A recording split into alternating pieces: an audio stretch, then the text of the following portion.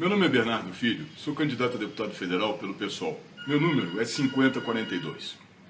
Sou advogado, empresário, ex-professor universitário da Universidade de Estácio de Sá, onde lecionei na graduação e na pós-graduação.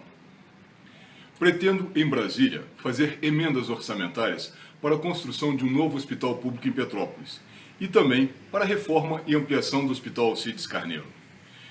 Pretendo também fazer uma lei que torne Petrópolis um porto seco, um entreposto aduaneiro, gerando de imediato 5.000 empregos diretos e indiretos para Petrópolis.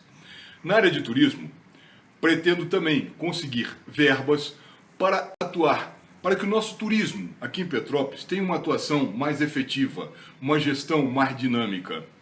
Porque Petrópolis tem um turismo pronto, e o turismo é a quarta geradora de emprego e rendas no mundo.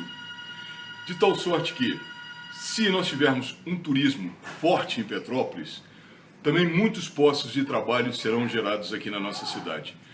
Peço à senhora, peço ao senhor um voto de confiança, peço o seu voto e, dia 5 de outubro, vote 5042 Bernardo Filho, PSOL.